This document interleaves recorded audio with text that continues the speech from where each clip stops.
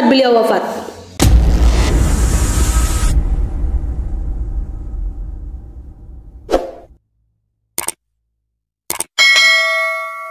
Bismillahirrahmanirrahim. Sifat malu itu merupakan suatu kemuliaan bagi seorang wanita dan merupakan perhiasan yang paling mahal bagi kita seorang wanita. Dengan hadirnya Islam, maka Islam ini memerintahkan kepada seorang muslimah untuk menutup auratnya demi kemuliaannya si muslimah, demi kehormatan kita sebagai seorang muslimah. Pada zaman dulu, orang-orang Arab zaman dahulu, pada zaman jahiliyah, itu mereka tidak menutup auratnya, bahkan cenderung kepada telanjang. Bahkan dikatakan bahwasanya hingga nggak ada harga dirinya sama sekali seorang wanita pada zaman itu. Naudzubillah. Maka salah anggapan kalau beranggapan bahwasanya cadar itu merupakan pakaian orang Arab. Orang Arab zaman dahulu sebelum mengenal Islam, mereka berpakaian yang tidak pantas bagi seorang perempuan dan mereka cenderung membuka aurat mereka. Lalu dari mana cadar itu? Cadar itu lahir dari agama kita, dari syariat Islam. Syariat Islam yang dibawa oleh Nabi Muhammad SAW untuk memuliakan seorang wanita. Jadi dulu, zaman dahulu wanita nih nggak ada mulianya, malah dihinakan.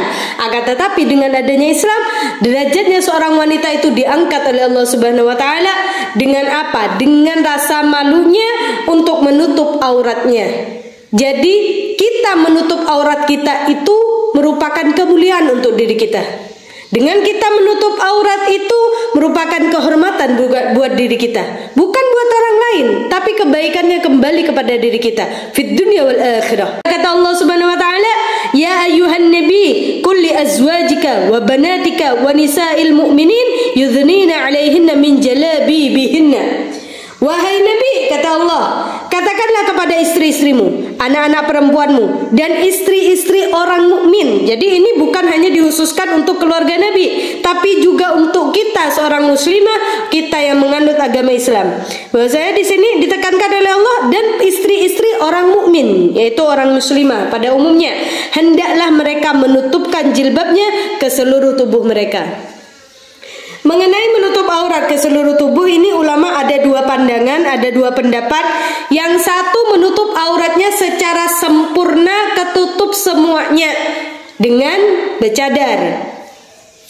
Akan tetapi pendapat yang kedua mengatakan bahwasanya menutup seluruh anggota tubuh kecuali wajah dan tangan, seperti aurat kita di waktu sholat. Maka bagaimana dengan kita yang tidak mengikuti pendapat yang pertama, menutup aurat secara sempurna dengan cadar, akan tetapi kita mengikuti pendapat yang kedua dengan menutup aurat kita kecuali wajah dan telapak tangan. Yang penting dijaga adabnya, dijaga akhlaknya, punya sifat malu, jangan joget-joget sana sini, apalagi media sosial seperti sekarang. Banyak sekarang di media sosial wanita-wanita muslimah yang meliuk-liukkan badannya, joget-joget di depan kamera sehingga ditonton oleh halayak ramai. Naudzubillah min dzalik. Jangan sampai perbuatan kita itu membuat dosa jariah. Kenapa dikatakan dosa jariah?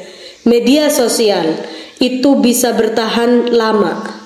Dengan media sosial bisa merembet kemana-mana, bisa didownload oleh siapapun, bisa ditonton oleh siapapun. Misalnya si fulana sampai meninggal, tapi video dia yang meliuk-liukkan badan, yang joget-joget, atau bahkan membuka auratnya, maka selama itu dia akan mendapatkan transfer dosa daripada apa yang dia lakukan di masa hidupnya. Naudzubillah min dzalik. Sayyidah Fatimah Zahra merupakan contoh yang sangat sempurna bagi kita seorang wanita muslimah.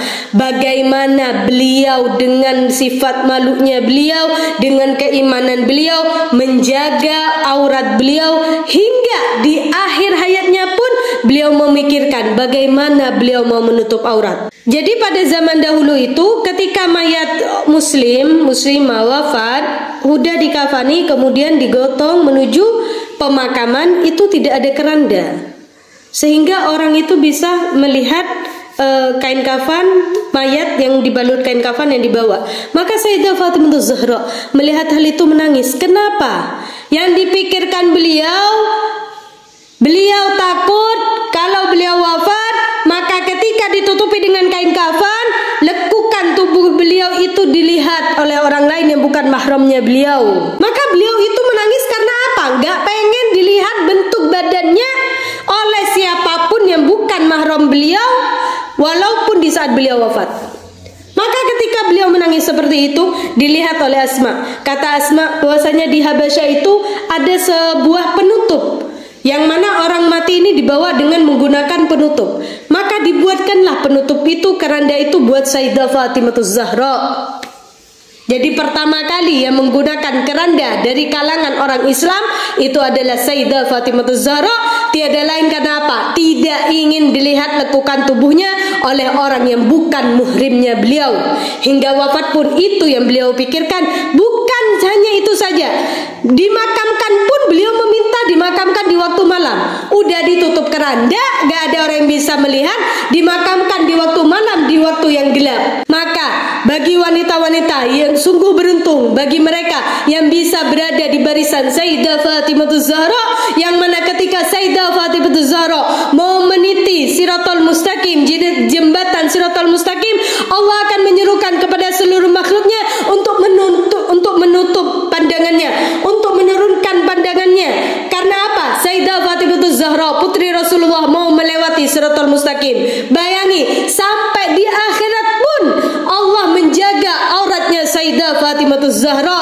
Allah meminta kepada seluruh makhluknya untuk menundukkan pandangan mereka, karena Sayyidah Fatimah Zahra mau melewati Siratal Mustaqim. Kemuliaan yang luar biasa yang Allah berikan kepada Sayyidah Fatimah Zahra akan diberikan juga kepada wanita yang beruntung berada di belakang barisan. Kata Habib Umar bin Hafid, mereka adalah wanita-wanita yang mau mencontoh Sayyidah Fatimah Zahra. Pakaian Sayyidah Fatimah Zahra, rasa malunya Sayyidah Fatimah Zahra yang luar biasa menjaga auratnya hingga di akhir wafatnya. Maka jadilah wanita yang mahal, yang bisa menjaga auratnya, menutup auratnya dari orang-orang yang bukan mahramnya. Mudah-mudahan kita selamat fid dunia wal akhirah, bisa kumpul dengan Sayyidah Fatimah Zahra, dengan Rasulullah sallallahu alaihi wasallam. Wallahu a'lam bishawab. Semoga bermanfaat bagi semuanya. Assalamualaikum warahmatullahi wabarakatuh.